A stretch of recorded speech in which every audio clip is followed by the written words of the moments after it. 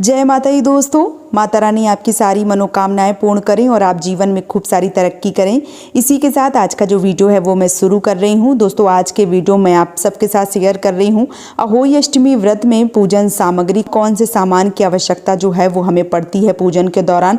आज के वीडियो में सारा सामान जो है वो बहुत ही सरलतम रूप में आपको दिखाने वाली हूँ, ताकि आने वाली अहोई अष्टमी व्रत में आप बिल्कुल विधिवत तरीके से बिल्कुल कम सामान में पूजा जो है वो कर सकें।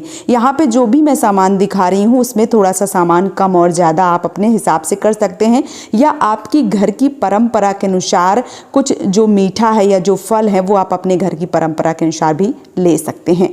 एक एक करके मैं आप सबको सारा सामान जो है वो दिखा देती हूँ कि कौन कौन सा सामान जो है वो अहोई अष्टमी व्रत में लगता है। चलिए देख लेते हैं।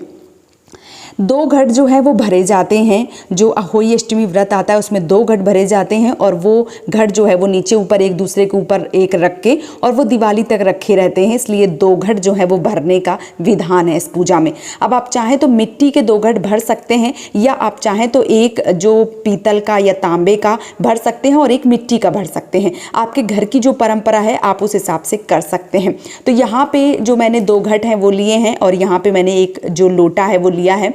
तो आपके यहाँ जिस भी तरीके से भरे जाते हैं, अगर दोनों मिट्टी के भरे जाते हैं तो दोनों मिट्टी के भर सकते हैं, या आपके यहाँ जो एक मिट्टी का और एक धातु का भरा जाता है तो आप उस प्रकार से भी ले सकते हैं। साथ ही साथ यहाँ पे मैंने जो फूल हैं वो लिए हुए हैं, तो फूल भी जो है वो आपको मिल जाते हैं अगर, तो आप फूल जो है वो ज़रूर लें। साथ ही साथ यहाँ पे आप देख पा रहे हैं धूप बत्ती, यहाँ पे जो रोली, चंदन, चावल और जो चंदन है वो मैंने यहाँ पे लिया हुआ है।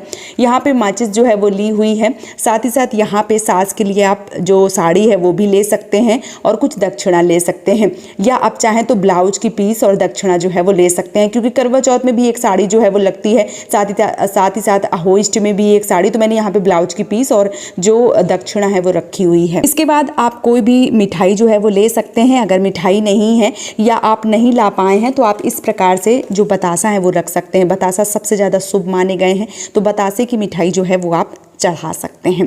साथ ही साथ यहाँ पे जो दिया है वो मैंने लिया हुआ है, यहाँ पे तिल का तेल लिया है, इसकी जगह पे आप घी का प्रयोग जो है वो भी कर सकते हैं।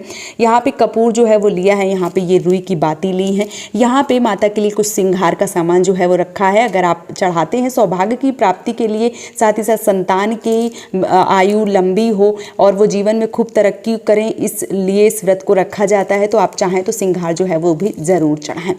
साथ ही साथ यहाँ पे मैंने एक किताब जो है वो ली हुई है, इसमें अहोई अष्टमी की जो कथा है वो भी दी गई है। साथ ही साथ यहाँ पे सारी चीज़ें जो है वो बना के दी हैं, करवा चौथ व्रत के लिए भी, गोवर्धन पूजा के लिए और अहोई अष्टमी व्रत के लिए। तो अगर आपके पास कैलेंडर है तो कैलेंडर ले सकते हैं, या आप इस प्रकार से किताब ले सकते हैं। अगर दोनों नहीं मिलते हैं, ना कैलेंडर और ना किताब, तो ऐसे में आप घेरू से जो स्याऊ माता है वो बना लीजिए, और उनके साथ बच्चे जो हैं वो दीवार में बना के भी पूरी विधिवत तरीके से पूजा अर्चना कर सकते हैं। यहाँ पे फल के रूप में सिंघाड़ा जो है वो लेना अत्यंत महत्वपूर्ण है, क्योंकि इस व्रत में सिंघाड़े का जो प्रसाद है वो लगता है, चढ़ाया जाता है। अगर सिंघाड़े नहीं मिलते हैं, क्योंकि बहुत जगह पे नहीं मिलते हैं, तो अगर आपको नहीं मिल रहे हैं तो मौसमी फल जैसे केला, अमरूद जो भी मिल रहे हैं वो भी आप चढ़ा सकते हैं। वैसे कोशिश करें कि सिंघाड़े जो हैं वो आपको ज़रूर मिल जाए। यहाँ पे गेहूं का जो प्रयोग है वो सबसे ज़्यादा होता है, क्योंकि बहुत लोगों के घर में जो घट हैं, जो मान लीजिए मिट्टी का पात्र है या 2 घट हैं, जो मैंने जो ये लिए हुए हैं ना घट, ये बहुत सारे लोगों के यहाँ एक घट जो है वो गेहूं से भरा जाता है और एक पानी से, और बहुत सारे लोगों के यहाँ दोनों पानी से भरे जाते हैं। अगर आपके यहाँ गेहूं से भरने का विधान है तो आप जो गेहूं है वो थोड़े से ज़्यादा ले सकते हैं। साथ ही साथ आसन देने के लिए भी गेहूं की आवश्यकता पड़ती है। यहाँ पे तो मैंने गेहूं जो है वो थोड़ी ज़्यादा मात्रा में लिए हुए हैं, तो मैंने यहाँ पे गेहूं जो है वो लेके रखे हुए हैं। साथ ही साथ आज के भोग प्रसाद में आपके यहाँ पूड़ी या गुलगुले जो भी चढ़ते हैं वो आप बना सकते हैं। यहाँ पर मैंने जो पूड़ी हैं, जो अटवाई हैं वो बनाई हुई हैं, गुलगुले जो हैं वो बनाए हुए हैं।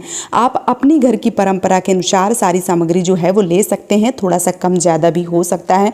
बस आपको पूजा जो है वो पूरी श्रद्धा भाव से करनी है और पूरी विधिवत तरीके से करनी है। सामान क्या है, थोड़ा सा कम ज़्यादा हो भी जाएगा तो कोई दिक्कत नहीं है। माता जी और कोई भी भगवान जब हम पूजा करते हैं विधिवत तरीके से और श्रद्धा से करते हैं ना, तो वो हमारी पूजा जो है वो ज़रूर स्वीकार होती है।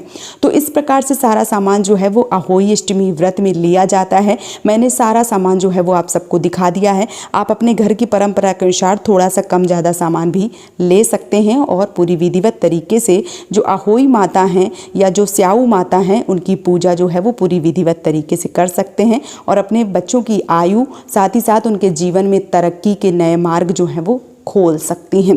यहाँ पे एक चीज़ और बोलूँगी, बहुत सारे लोग जो स्याहू का माला है वो भी बनवाते हैं। अगर आपके पास वो माला है तो आप पूजा में ज़रूर रखें, मतलब जो घट हैं उनके ऊपर ज़रूर पहनाएं, और अगर नहीं है तो आप इतने सामान से भी पूरी विधिवत तरीके से पूजा अर्चना कर सकते हैं।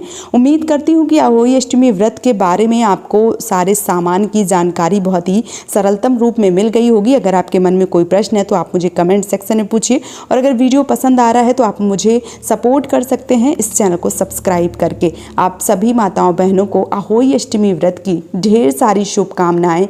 जय माता दी दोस्तों।